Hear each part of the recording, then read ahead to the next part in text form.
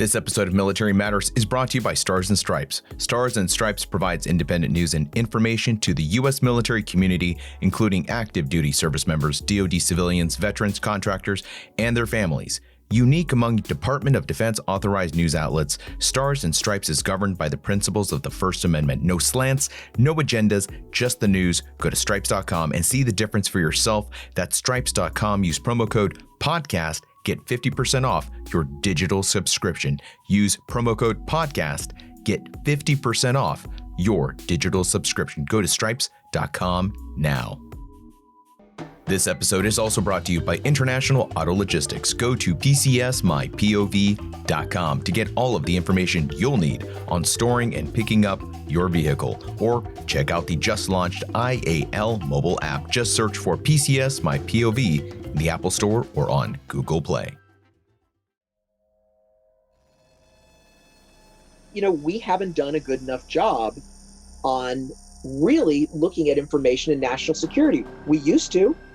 In World War II, we recruited Hollywood to make sure that German propaganda, Tokyo Rose, they couldn't penetrate us. They couldn't break us.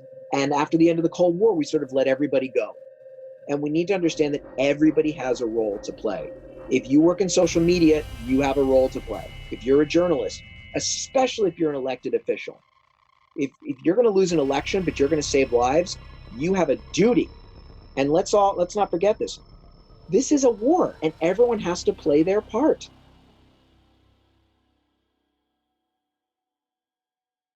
For the last couple of weeks, we've been talking about COVID-19.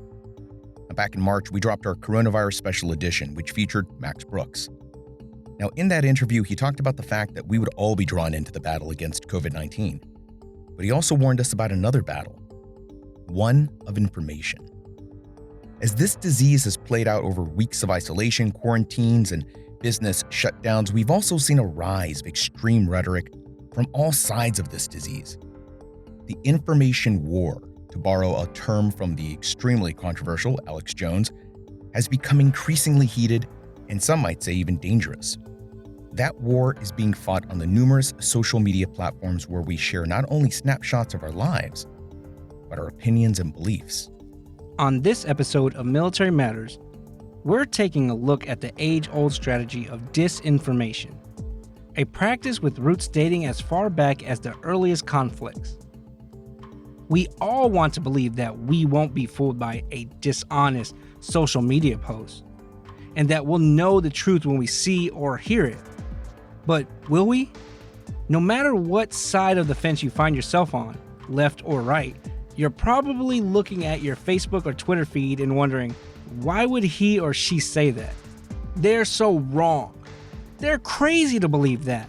And some of you might even be thinking that what your Facebook friends are saying is downright treasonous. I'm Rod Rodriguez. I'm Desmon Farris. This is Military Matters. Like you, Desmond and I have Facebook friends. Some of my friends have pretty out there beliefs. Out there to me, that is. Now, I don't have much faith in crystals or astrology, but some of them do. Some are not quite anti-vaxxers, but they're not afraid of encouraging you to, quote, look into it and make up your own mind. Over the last several weeks, several of my Facebook friends have called into question many aspects of the COVID-19 crisis. From who's really at risk, whether masks are necessary, and recently suggesting that there could be a connection between the virus, Bill Gates, and 5G, the wireless communication technology. From my perspective, my friends are rational, educated, and I relate to many of them. But as the COVID crisis unfolded, I began to feel uncomfortable reading many of their posts. They felt aggressive, angry, and threatened. Their posts didn't seem like they were coming from the same rational people that I knew. I began to respond and share articles that reinforced my perspective and my beliefs. And in turn, I was also getting pretty angry in my posts. Then not too long ago, several of those people began to post screenshots of a message that their post had been removed by Facebook for having COVID disinformation. And then more screenshots came from Twitter and YouTube. Everyone was angry at the censorship, and many thought that this censorship was an affirmation that they were asking the right questions, that maybe they were onto something. Social media companies have taken it upon themselves to take down posts and videos that they feel spread misinformation about COVID-19. Facebook even provides a redirect message taking the viewer to the World Health Organization's website. Every platform is different, but they all seem to agree that they have a responsibility to the public to discourage content promoting content that disputes the existence or transmission of COVID-19 as described by the World Health Organization and local health authorities. Content that discourages someone from seeking medical treatment or promotes medically unsubstantiated methods to prevent serious illness in place of seeking medical treatment. Content that explicitly disputes the efficiency of the World Health Organization, local health authority recommended guidance on social distancing and self-isolation that may lead people to act against that guidance. Claims that the coronavirus does not exist, and content that includes medically unsubstantiated diagnostic advice for COVID-19. We were curious not only about the standard these companies were using, but also how they were determining which posts stayed and which were removed. Unfortunately, not one of the social media platforms we reached out to would grant us an interview. We were instead redirected to their policy guidelines. Now, you can see some of the effects of what they do. You may see a page that has been taken down, but you don't know what they actually do internally. That's Dr. Rand Waltzman. And I'm currently the Deputy Chief Technology Officer of the Rand Corporation. I am not here representing the Rand Corporation in any way, shape, or form. Everything I say are purely my own opinions, but nothing to do with the organization. Dr. Waltzman is a computer scientist, an expert in artificial intelligence, and he's been writing about disinformation for several years. So let's begin with what exactly is the difference between misinformation and disinformation? It's about intent, really. So disinformation is somebody is intentionally trying to deceive you. They know what they're saying isn't true or misleading, but it's intentional. They're really trying to get at you. Misinformation, it's less intentional. So people are passing along things, disinformation they might have been exposed to, and they believe it, and they're passing it along like it's a fact. So they're not intending to deceive anybody. So that's sort of the primary difference, I would say. So disinformation is the intentional piece. Someone wants you to believe what they want you to believe. When you spread that belief because you think it's true, that's misinformation. Now, what about those social media platforms? Their guidelines state they're trying to prevent misinformation from spreading, and they offer some ambiguous examples. So it kind of feels like they're hiding something. Now, that's not Des and I trying to create some conspiracy here. We have zero proof of conspiracy. It just feels like no one wants to talk about the process by which misinformation is being characterized. They'll tell you, well, trust us, we say we're doing this, that, and the other one. But you have no way to verify that. And until you can verify that, then to them, they're just all talk. I don't believe anything they say. Why should I? There are a couple of things to take into consideration here. One, they're private companies. Facebook and its CEO, Mark Zuckerberg, aren't government entities. And Zuckerberg isn't an elected official. When we sign up for our social media services, that fine print is basically saying we agree to however they want to run their platform. They owe nothing to us, really. But what if we thought of information as a commodity? Its value derived not from truthfulness and accuracy, but by palatability. Essentially, the more believable the information is, the more valuable it becomes. A moment ago, I said we had no proof of a conspiracy, and we still don't. But it felt like there was. That feeling is what makes social media information valuable. That's what sells in the world of disinformation. As long as the message makes me feel a certain way, that could be enough for me to go from, it feels like they're hiding something, to, they're definitely hiding something. So to tell somebody, well, in the last 2 weeks, we've learned so much more about this that we realized the thing we said before wasn't right, but based on what we learn now, we've changed it. Well, most people don't relate to that very well. But if you dramatize the whole thing and you dramatize the process, people will relate to that. And if you present it in those terms, people will relate to that better. Think about the guys who are spreading disinformation. They're changing the stories every other day. Does that matter? No. Why does it work? Because they're using emotional manipulation to get their point across. It's not that their message is so sexy necessarily, but they're making it sexy. They're making it exciting. They're making it interesting. But Dr. Waltzman invites us to consider that perhaps it's not so much the work of foreign provocateurs hovering over keyboards, tirelessly creating fake news. Instead, Dr. Waltzman points to an industry much closer to home, one that understands what Americans like, love and hate. So at this point, I would almost say that our domestic operators are maybe even more of a threat than foreign ones. And in fact, the foreign ones are hiring these guys, right? It's well documented that, certain public relations firms, I won't name names, but so an example had done, like $100 million, documented $50 million worth of business with the Russians. $50 million. You hear about $100,000 the Russians might have spent on Facebook ads. Well, that's not so interesting. It's a $50 million that they spent with these public relations firms. And in fact, it's estimated that they spent on the order of $100 million in total on public relations firms. And if you look at these firms, their customers are like the 50 worst human rights violators in the entire world are their customers, as well as US congressmen, as well as US corporations, as well as basically everybody. So these are hired guns and everybody uses them.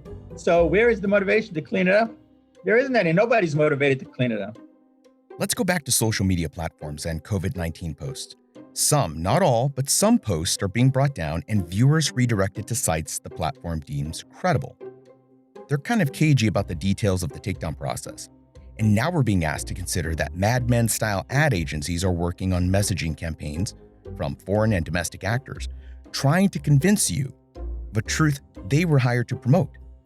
So do those social media platforms have a role to play in these multi-million-dollar information campaigns? Are they suppressing one message and promoting another? How can we know the truth about COVID-19 or any major social, health, or political issue when there are so many messages flying around the social media spheres and some are tagged as misinformation, perhaps stemming from a disinformation campaign? It's enough to draw you into thinking there are connections, plots, that maybe this whole thing is a Charlie Kelly connection chart. But maybe it isn't. Facebook doesn't owe us any answers. It would be nice, though, but they don't have to do it. They're pointing links towards the WHO and the CDC so we can gauge what their standards are. And regardless of whether you agree with those organizations or not, you kind of know what might get flagged, even if not all things are flagged, which leads us to the process. Automated, human, a mix. There are questions there for sure, and perhaps the inconsistency in what gets taken down and what stays up has less to do with the money influence and more about just the sheer amount of data one has to sift through to find those policy violations. As for those ad agencies, well, if you've ever made a choice between two types of spaghetti sauces based on the fact that one label looked better than the other, then you felt their power and grip on your purchasing options. So of course, if an organization or person wants to convince you of something, they'll spend millions of dollars on the folks that know how to sway your opinion. But is that wrong or immoral? Perhaps the message is. So how do we sort through what's real and what's not? Why are your friends on Facebook, Twitter, and YouTube saying things that run so contradictory to what you might believe? Or even what is being considered by the CDC and the WHO as fact?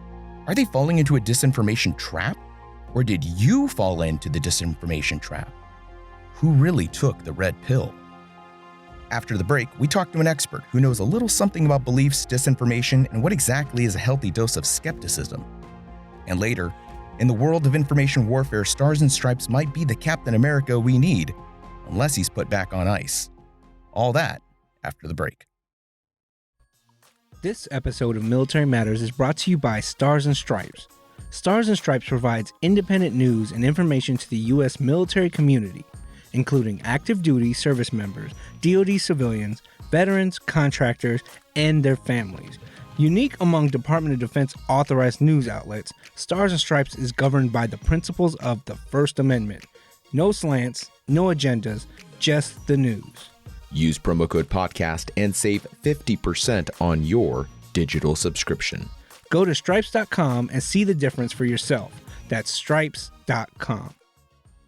When your orders come in and it's time to make a plan to move or store your personally owned vehicle, International Auto Logistics is here as the #1 resource for U.S. service members' POV needs. Just use their website to get started at www.pcsmypov.com to get all of the information you'll need on storing and picking up your vehicle. Or check out the just launched IAL mobile app. Just search for PCS My POV in the Apple Store or on Google Play. I think the process of conspiratorial thinking and disinformation is accelerated with the COVID-19 because of the worldwide nature of it, the fact that it's 24/7 on the news cycle, and not just on the internet, but all the major news outlets, that's all they cover. That's Dr. Michael Shermer. He's the author of several books about belief, including his newest book, Giving the Devil His Due. He's also the founder of Skeptic Magazine.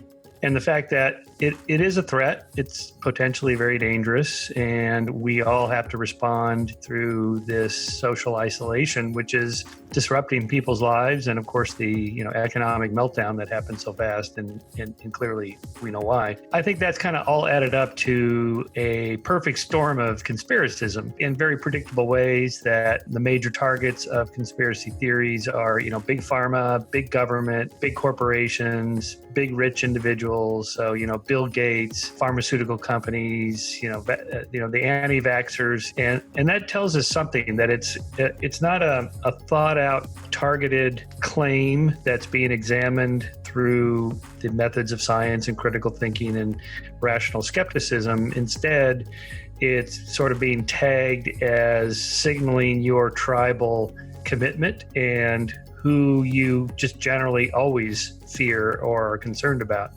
We generally surround ourselves with like-minded people. That doesn't mean we're building our own custom echo chamber necessarily, but let's be honest with ourselves. We all tend to lean toward tribal tendencies. It's exactly why we have political parties, groups, and clubs. What's interesting about Facebook, Twitter, YouTube, and Instagram is that acquaintances can often make their way into our social media stream. Acquaintances, we may not fully understand their beliefs or what tribes they associate with. So when they share something and it shows up in your stream, it can be pretty jarring. And then there are folks who are your friends with whom you share a lot in common with, except for some hot button ideas and beliefs. So tribalism and messaging have a way of finding each other. Dr. Shermer also pointed out another factor in conspiracy theory: uncertainty. COVID-19 is new. In fact, it was called novel coronavirus, literally meaning new coronavirus. So with anything new, there are assumptions that are made initially and then found later through more research to not be true. What scientists consider a natural progression of research can be reframed into incompetence and even malintent. First, it looked like, it's just old people and people with preconditions, but clearly that's no longer the case. So, even we're us more scientifically conservative people, I don't mean politically conservative, but scientifically conservative people would trust someone like Fauci, and I do, but Fauci's not omniscient. He's not God, and if Fauci doesn't know, nobody knows, and so that opens the door up for anybody and their brother to get on YouTube, and if they're wearing a lab coat or a doctor's outfit, surgeon's outfit or something, it makes it all the more tempting to think that they might be onto something because, well, if Fauci doesn't know and Trump doesn't know or the CDC doesn't know, then maybe this guy's got the answer. And, so what's the harm of listening to this guy? And the answer is there's not just one this guy. In other words, not just the CDC and then this other alternative person that has this other hypothesis we should consider. There's now, dozens or hundreds of alternative ideas. And so there's some potential harm in not following expertise. There are critics of the CDC and the WHO that point to their information, that discredits the CDC and the WHO health advice, research, and researchers. With so many different perspectives, why shouldn't we be looking at both sides of the COVID issues? What's the harm in exploring alternative ideas and perspectives? Well, in some areas of human life, the both sides argument is good, like in, say, divorce mediation or criminal trials. We have an adversarial system for a very good reason, because we know about human biases, including the biases of judges and juries. So, you really want an attorney who is not after the truth. In fact, the attorney's job is not to figure out what happened or what his client really did. His job is to win. And there's good reasons for that. But that's not how science works. Science just wants to know, what's the truth. Now, sometimes it's hard to say. So having something like an adversarial system where you have competition between scientists in a particular field who are equally knowledgeable, compete with each other, debate, disputation, open peer commentary, peer review, conferences where they go at each other. That's all good, particularly in the early steps of a science when we're not sure what's going on and so on. But at some point, usually there emerges consensus. So you'll hear this word, the consensus, the climate consensus includes that in this case. Global warming is real and human caused. Okay. But it's not like this is a democracy where we're all voting to see, what's the most popular position and that's the truth. That's not what I mean by that. In science, what you don't see behind closed doors is all the competitiveness and argumentation and so on and competing hypotheses that went on for decades before the consensus arose. So when you hear somebody say, well, there's, two sides, well, there may be 6 sides or 10 sides, or there may be just one side. On which scientific claim we're talking about and where it is in its development and so forth. So, and that's true in all fields. One of the most critical components to a good disinformation campaign is the injection of truth. In order to make a message palatable, it's not enough to have someone feel a certain way. The message has to pass an individual's initial scrutiny. Their BS meter. So, to do that, a disinformation message has to be wrapped around some kernel of truth. That truth becomes the linchpin for the whole message. Something to point to and say, see, you can verify that, and credibility is won.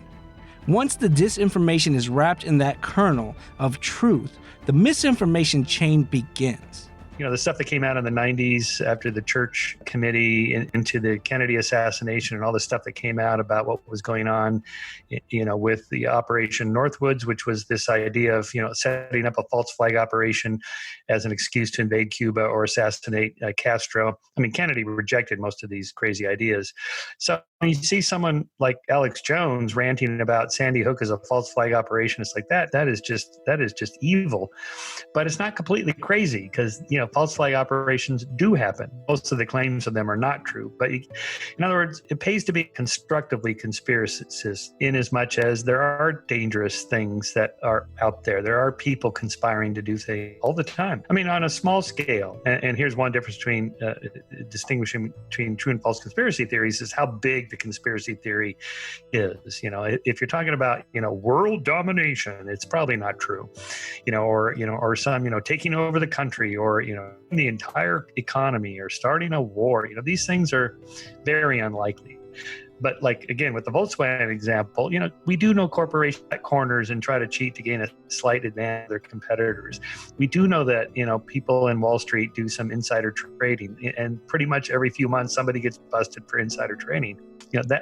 Just why? Because they want money. That's why.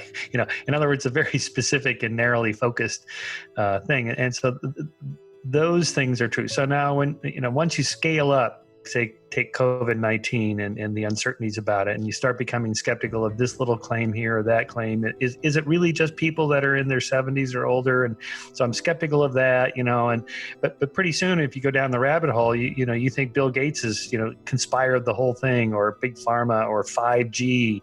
So there we should be skeptical of the conspiracy theories. The bigger they are, the more people that have to be involved, the scope of the conspiracy, then less likely it is to be true. When we come back from the break, how do we protect ourselves from conspiracy theories, disinformation, and misinformation? And where do stars and stripes fit into the news and information war? When we return. When your orders come in and it's time to make a plan to move or store your personally owned vehicle, International Auto Logistics is here as the #1 resource for U.S. service members' POV needs. Just use their website to get started at www.pcsmypov.com to get all of the information you'll need on storing and picking up your vehicle. Or check out the just launched IAL mobile app. Just search for PCS My POV in the Apple Store or on Google Play. In a way, now the reader is king, because advertising dollars have fled away from print. They're not there anymore. Any news organization that has advertising as its primary economic foundation is in very serious trouble. Digital news has shifted greatly from print, and no one knows this better than the senior managing editor of Stars and Stripes, Robert Reed. He prefers to go by Bob. Now the talk in the industry is it's the subscription rates that are the future, and some of the big papers have subscription figures in the millions. That's far more than they had when they were exclusively a print paper. The result of that is that there's just not enough money out there anymore. And news organizations have had to cut back on staffs, they've had to cut back on editing, they've had to cut back on research. And all of this, I think, has lowered the quality of the journalism across the board. And it's allowed the difference between the so-called credible organization and the kid in his basement turning out nonsense, but skillfully, the difference isn't as great as it used to be. And that confuses readers. Media and money. We hate that these two things go together, but they just do. Subscriptions are a huge source of income, which means the reader, viewer, listener, they have to be appeased. Or, with so much competition out there, the customers will simply get up and find the content they like, not necessarily what's true. Remember, we talked about the importance of feelings when it comes to social media or just media in general. People generally want to feel good about what they read. They want to feel like they're right, that others feel the same way, that they're in the right tribe. Unfortunately, lots of media understand this, and they forego the research and editorial process that helps a story maintain its integrity. This environment makes it a lot easier for folks that can write well, to tell the truth, to create content that looks and feels like news, but isn't. The theoretical kid in the basement turning out disinformation, in Toledo, pretending to be somebody else or something else, doesn't really care if anybody realizes that the information is wrong, as long as they don't realize it too soon. If you can get that story out there and you can get it shared widely and you can get a lot of clicks, so what if in 2 weeks it's been roundly criticized and proven beyond a shadow of a doubt the story's wrong? It doesn't matter to you whether it's right or wrong. But a news organization that purports to be concerned with accuracy, be it Washington Post or Fox or the New York Times or the Wall Street Journal or Stars and Stripes, has to factor in that, we can tolerate or we can live with a certain number of mistakes, but when we see them all the time, that's not going to fly. So understanding what disinformation is, how we all play a role in misinformation, and that there's potentially big money behind the messaging we see trying to push someone else's agenda on us, how in the world can we safeguard ourselves from being manipulated by fake news? Dr. Michael Sherman. The whole point of all the methods that science has developed over the centuries is to try to reduce the amount of uncertainty or structure some kind of probabilistic estimates of a claim being true or false. Now, and I true or false with a small t and a small f. There's no, there's no proof in science. There's no, there's no truth with a capital T. So we're always left with a certain levels of uncertainty. So one skeptical principle is to start with a null hypothesis. That is, the claim is not true until otherwise. And the burden of proof is on the person making the claim, not on the skeptic, not on the scientist. So if you say, look, I got a cure for COVID-19, our initial response should be, I doubt it. Now, go ahead and try to change my mind, and I hope you're right. I hope you're the one that got it, because this was a world changer, and that would be great. But, there's 25 of you lined up, behind you, ready to make the same claim. They can't all be true. In fact, most of them probably, or all of them are not true. So my position should be, now go ahead. Take your best shot. And that's how science works across the board in all fields. And so again, the burden of proof is on the person making the claim, not on the scientist to prove that it's not true, because you can't prove a negative. This goes a little further than if it's too good to be true, it isn't.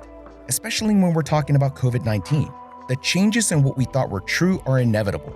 That what we were told yesterday could change today, but that doesn't make the person who said it wrong. It makes that person a human being trying to understand a very complex problem set. There are different fields of science and technology, and some are better known with concrete principles we can rely on. But when it comes to new viruses or anything new really in science, it takes a lot of time for research to catch up with the recommendations. But what made COVID-19 a target for disinformation? Was it the speed with which people wanted answers? If we wait too long, thousands, maybe millions of people would get sick and the public would be left wondering why wasn't anything done soon enough? Move too quickly and you lose credibility.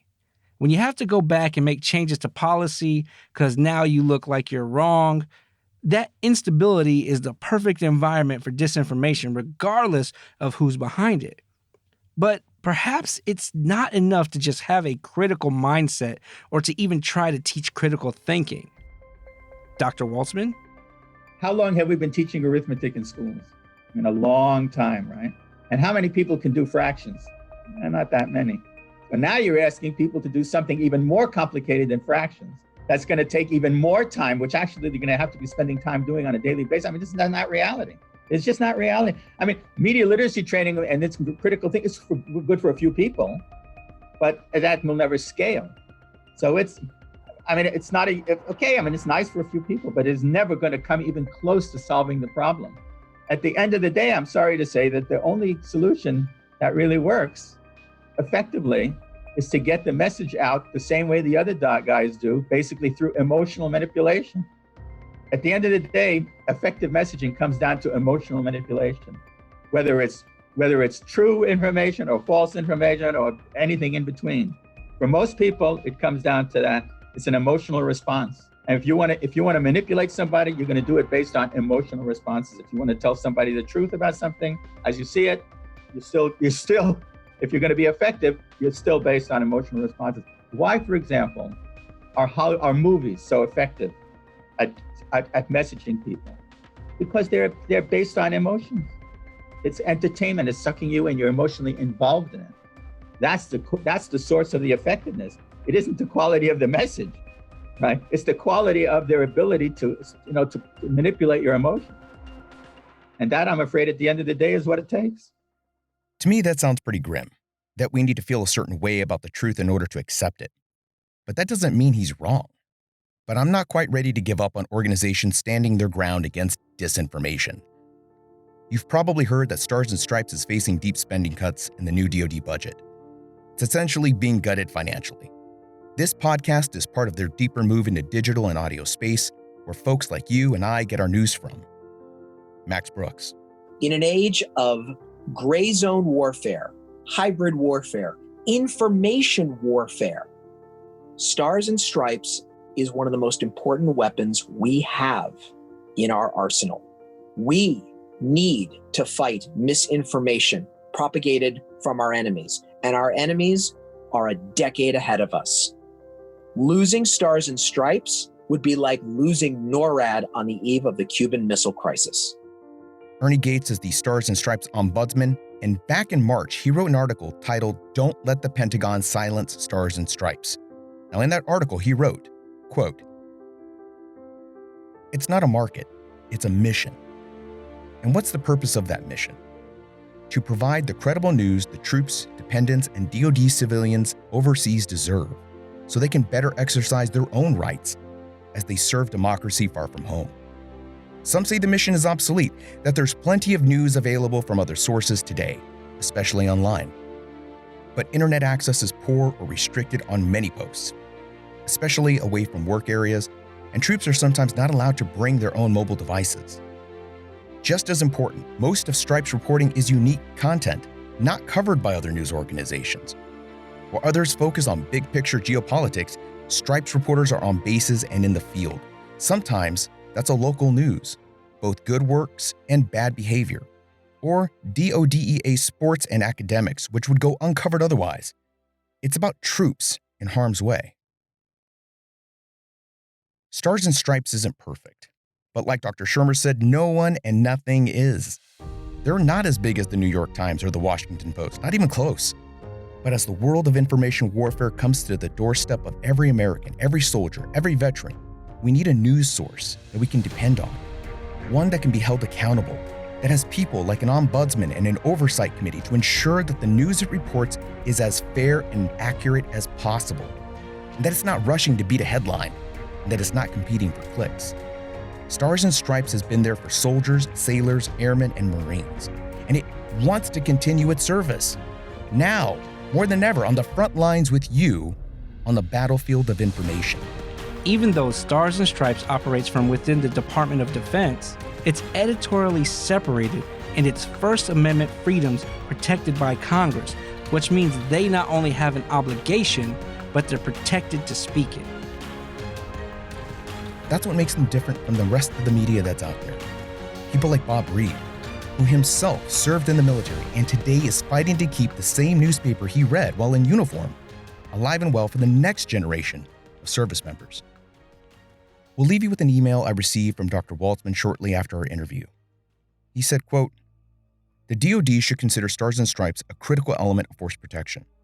This is the realm of force protection in the information environment where our troops, every single one of them, is under constant attack regardless of the state of kinetic operations anywhere in the world. Any serious person in the DoD management should realize that the information environment is developing into one of the most important battle spaces of all. And right now, the force protection there is, I am sorry to say, is barely minimal."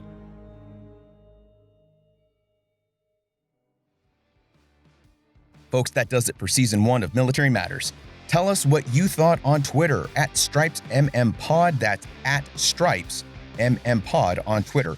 Or you can shoot us an email. Our address is podcast@stripes.com. That's podcast, singular, @stripes.com. And if you like what you heard, leave us a review on Apple Podcasts. Those reviews mean a lot to getting the word out that Stripes has a podcast. So spread the word. I'm Rod Rodriguez. I'm Desmon Farris. This was Military Matters Season 1. We'll be back in 3 weeks with Season 2. Till then, stay healthy, stay safe, and we'll see you in the next episode.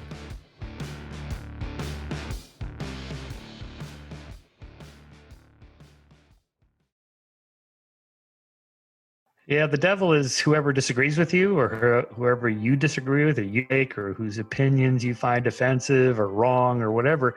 That's who should be given their due. And the reason is for your own safety's sake. Because if you start down the road of thinking, well, we should censor people or silence people who have wrong ideas or dangerous ideas or bad ideas or hateful ideas, so-called hate speech.